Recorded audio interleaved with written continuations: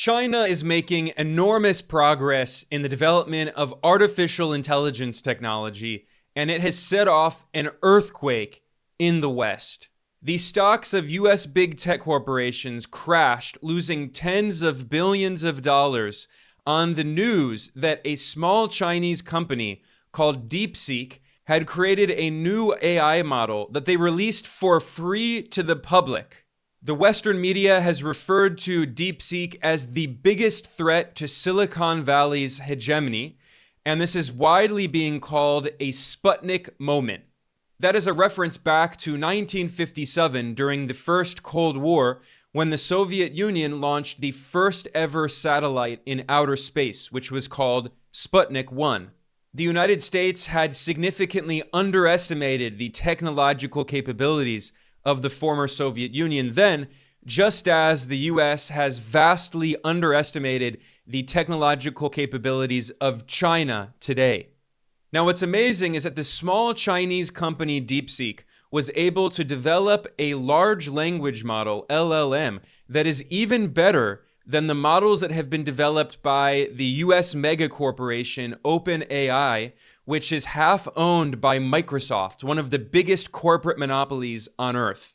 And in order to develop its groundbreaking R1 model, DeepSeek reportedly only spent around $6 million on the research. This is absolutely remarkable because US big tech corporations have spent more than $1 trillion developing artificial intelligence in the past decade. Just in 2024, US big tech corporations spent $200 billion on capital expenditure for AI, and they're expected to spend $234 billion in 2025.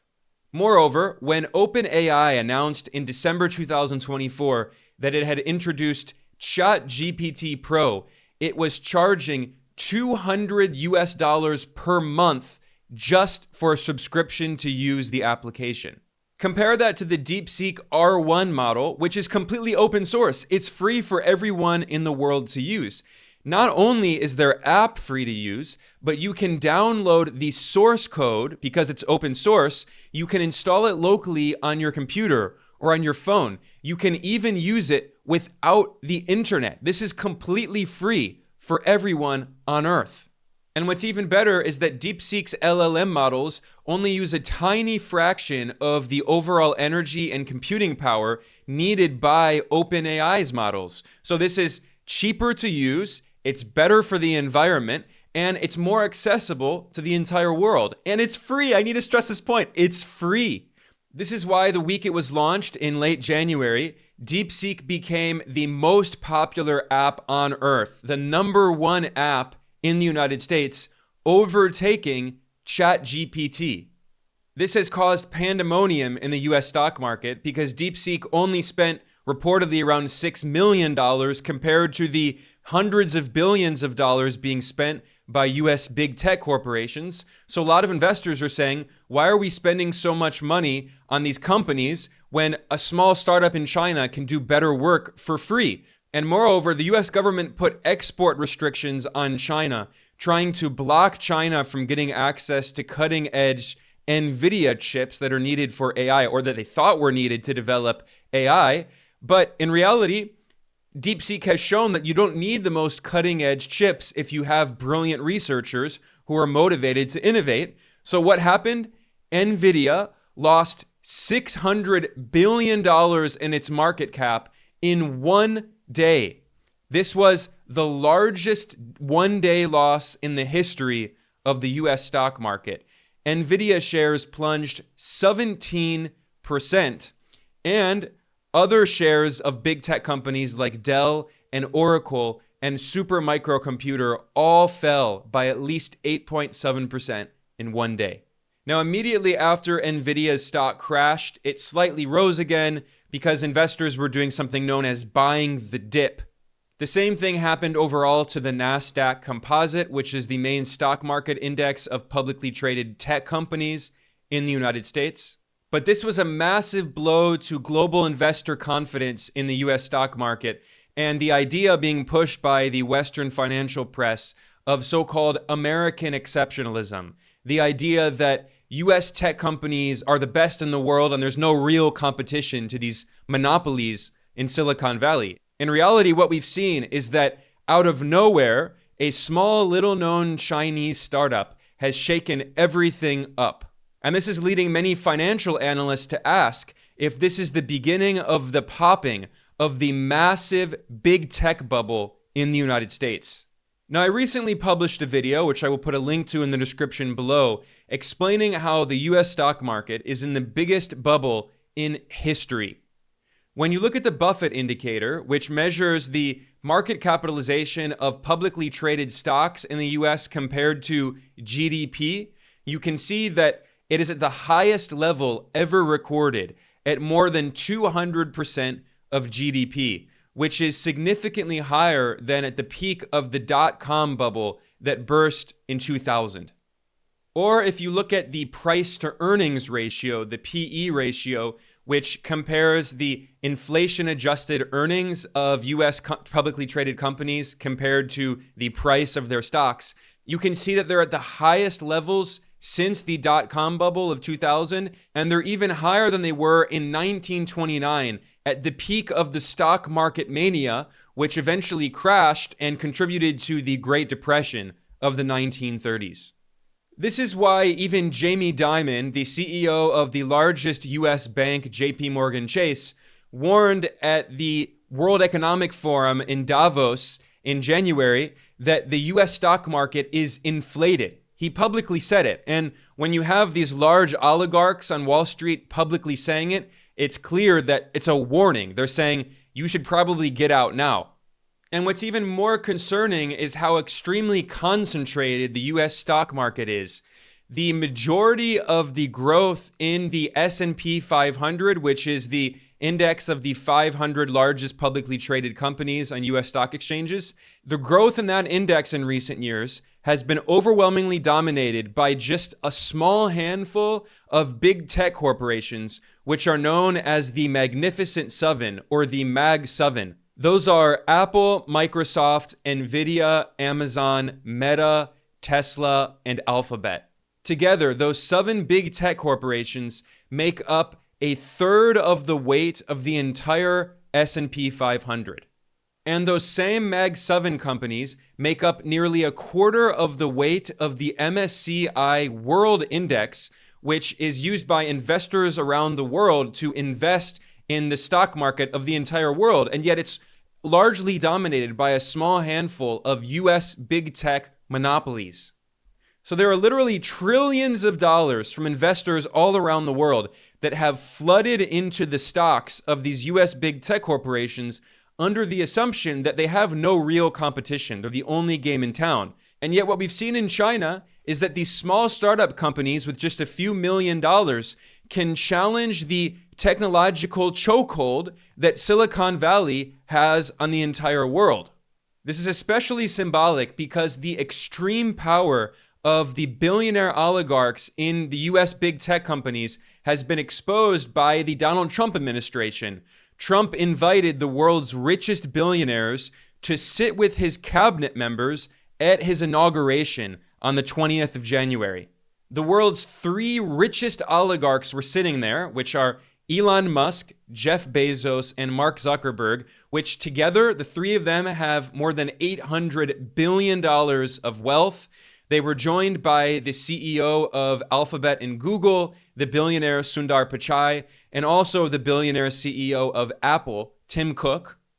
And then just one day after Trump invited all of those big tech billionaires to his inauguration, he invited 3 more big tech billionaires to the White House, where they announced the Stargate project, pledging $500 billion of investment in artificial intelligence technology in the US. Trump proudly announced this standing next to Sam Altman, who is the billionaire CEO of OpenAI, which is half owned by Microsoft. He was also with the billionaire CEO of SoftBank, Masayoshi Son, and he was with the billionaire, one of the richest men on earth, Larry Ellison, who is the chairman of Oracle. So it's become completely clear to the entire world that the United States is an oligarchy, that the US government is being run by a small handful of billionaires. In the Trump administration, there are 13 billionaires, including Trump himself, who have senior roles in the administration. When Trump ran for president, he held these luxurious galas where he raised tens of millions of dollars, telling rich people that he's going to continue cutting taxes on the rich and on corporations. And when Trump was president the first time, he cut taxes on the rich so much that the 400 richest billionaire families in the United States paid a lower average tax rate than the bottom half of the entire country, the bottom half of working class Americans who struggle to make ends meet, living paycheck to paycheck. They pay more taxes than the richest billionaire oligarchs in the country. So obviously, these big tech corporations are extremely afraid of competition. That's what they fear most of all. Well, regulation and being broken up, but that's not going to happen because the US government has been captured by them. So what they fear is competition, especially from China, which is why the US government has tried to ban all of the Chinese competitors to US big tech monopolies. This is what they tried to do to TikTok, trying to force the Chinese parent company of TikTok, which is called ByteDance, to sell TikTok to a US big tech monopoly. And now the US government is fear-mongering about DeepSeek, claiming that the app is a so-called national security threat, which is always the excuse used by the US government. They said that Chinese electric vehicles from companies like BYD are a so-called national security threat. So the US government put 100% tariffs on Chinese electric vehicles just a few weeks after Elon Musk, the richest man on earth, warned that if the US government didn't put protectionist policies and tariffs on Chinese EVs, that they would demolish rivals like Tesla. So, and this was under the Biden administration. This is bipartisan. It's not just Donald Trump. They are trying to protect US big tech monopolies and prevent any Chinese competitors from challenging them, despite the fact that Chinese electric vehicles are significantly cheaper and better than Tesla and other electric vehicles produced by US car companies, which there are not many options. But look, I have personally been in BYD cars and in Tesla cars. BYD cars are better, frankly, and they're way cheaper. You can buy low-level BYD cars for around $10,000 US. Teslas are 4 or 5 times as much money for worse quality, but the US government doesn't want people in the US to have these Chinese vehicles because they're trying to protect US corporate monopolies. And what is their excuse? National security. It's always their excuse. In fact, the US Navy has already banned the use of DeepSeek, claiming that it has security and ethical concerns. When they say ethical concerns, they mean it's unethical because it's competing with US corporate monopolies. And I need to stress again, this is so stupid because DeepSeek's model, its R1 model, is open source. It's free. You don't need to use the DeepSeek app. You can install it on your phone. The actual LLM, the large language model. You can install it on your computer locally. You don't even need the internet to access it.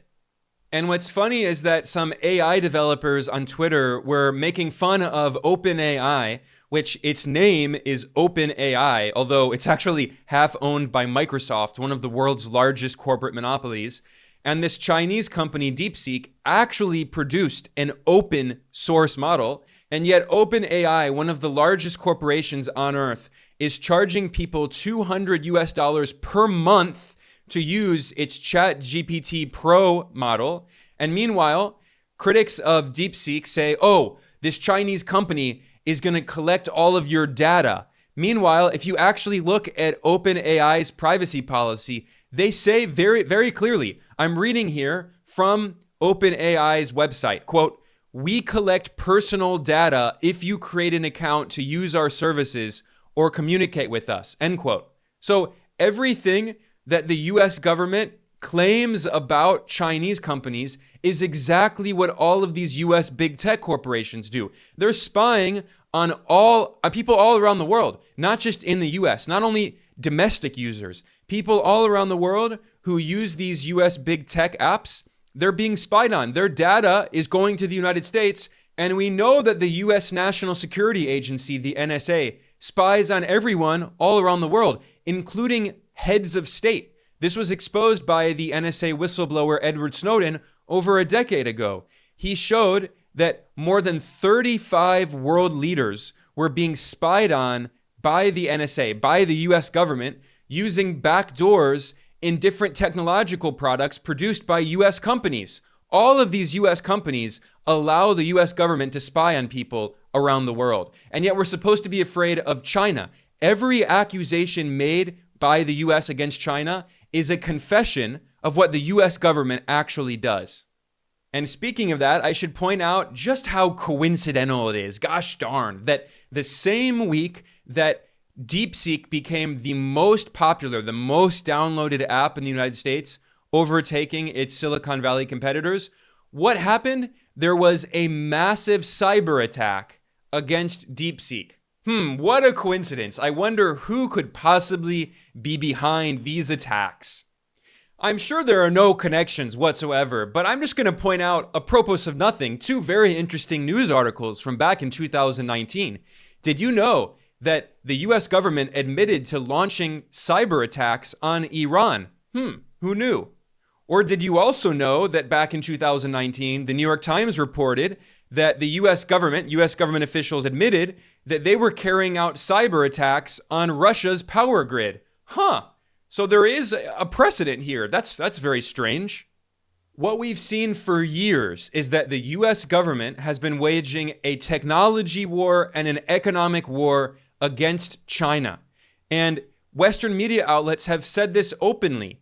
Back in 2023, CNN published an article titled, "US Escalates Tech Battle by Cutting China Off from AI Chips." And this was not just the Biden administration. This went back to 2018 in Trump's first term, when Trump launched a trade war on China and he began restricting the export of important forms of technology to China. This has been referred to as a chip war. And why is the US government waging a chip war? Why did the US government put sanctions on top Chinese tech companies like Huawei? Why did the US government put export restrictions on China to try to prevent it from getting access to cutting-edge semiconductors? Well, Joe Biden's Commerce Secretary, Gina Raimondo, admitted it. She said that the US wants to, quote, slow down China's rate of innovation, end quote. That was openly admitted. The US government's stated goal is to prevent China from technologically developing. In 2024, Commerce Secretary Gina Raimondo said that the US will, quote, do whatever it takes, end quote, to prevent China from getting access to cutting-edge technology. Do whatever it takes. Whatever it takes includes a lot. That includes cyber attacks, sanctions, tariffs, sabotage. Who knows? It includes a lot of things within whatever it takes. This is how desperate the US government has been in its tech war and trade war on China, trying to save Silicon Valley from any competition, trying to save all of these corporate monopolies in Silicon Valley who fund politicians from both the Republican and Democratic parties in the Biden administration and the Trump administration. If it wasn't already obvious enough that the US government has been waging a new Cold War against China, well, the US Commerce Secretary Gina Raimondo said it again.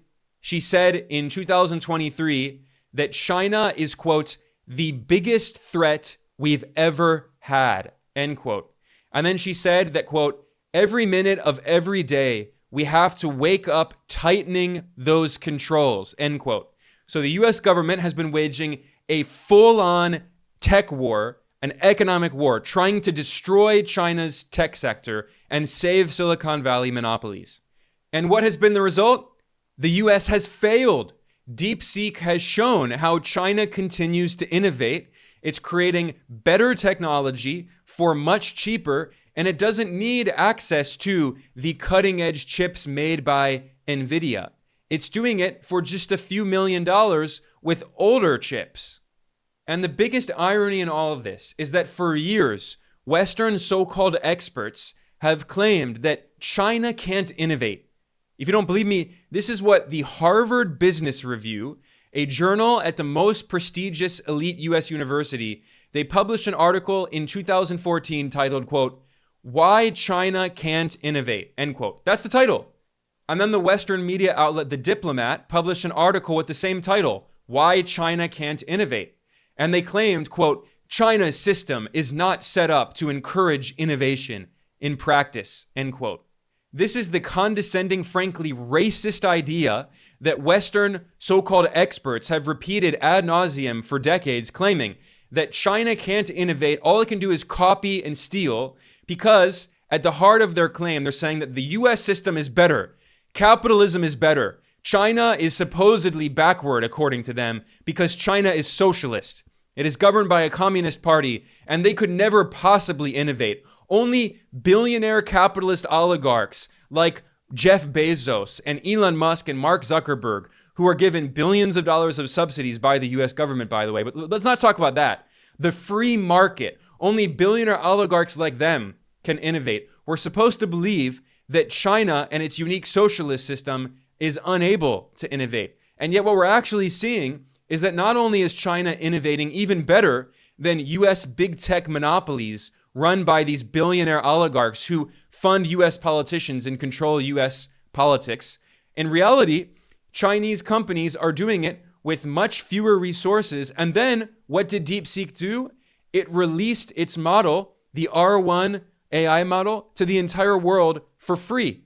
Open source. It's now public domain. This is a public good. This is what truly infuriates the capitalist oligarchs in the West, because they want to maintain monopolistic control over all of this technology so they can force people around the world to pay monopoly rents to US corporations like OpenAI, which is charging $200 a month to use ChatGPT Pro. They're furious about this open source technology that China has produced. And this is just the beginning, because there are so many other examples of incredible innovation happening in China. For instance, the same week that DeepSeek announced its model, Alibaba, the Chinese company, announced another AI model, which is called Qwen, Qwen, and their model, they claim, is just as good, if not better, than DeepSeek's model. So the US government thought that they could destroy China's tech sector by waging tech war and economic war on China, by blocking the export of advanced semiconductors to China. And what has happened? It has only further incentivized China to innovate. And what we've seen is that back in 2015, the Chinese government announced an ambitious industrial policy program called Made in China 2025. And what happened? The Trump administration, the first time, and the Biden administration imposed sanctions and tariffs and restrictions on China, and it didn't work. China met almost all of the goals of its Made in China 2025 program. And it's not just the Chinese press saying this. Bloomberg, the leading US financial media outlet, published an article titled, Almost 10 years later, China's Made in 2025 has succeeded. Bloomberg published a graphic that illustrates just how much progress China has made technologically in a very short period of time.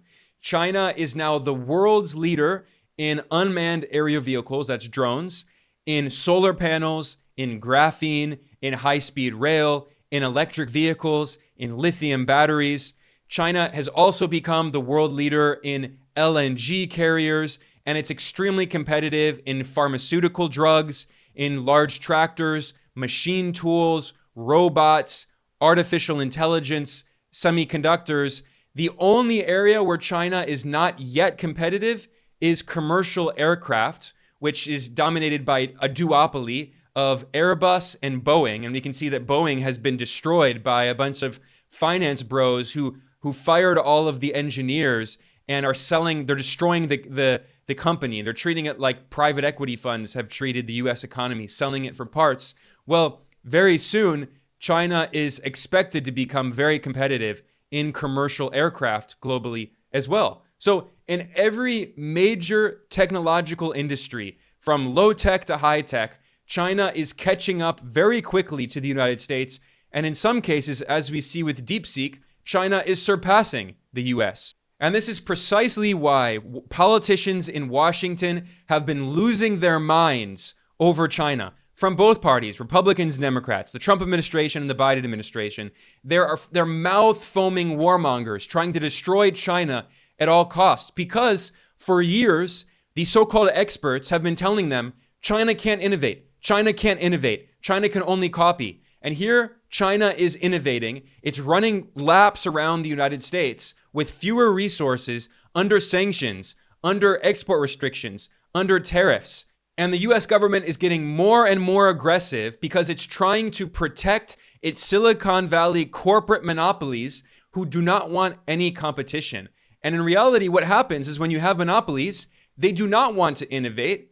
They simply want to establish control over everything and then charge exorbitant monopoly rents to get rich. That's become the US economic model. It's not based on innovation. That's why they're trying to ban TikTok. That's why they're trying to ban Chinese electric vehicles. That's why they're trying to ban Chinese solar panels. And now they're going to start banning Chinese AI tools made by companies like DeepSeek. So this is absolutely historic. This is earth-shattering. And I think it is very appropriate to refer to it as a new Sputnik moment because the US empire is so arrogant.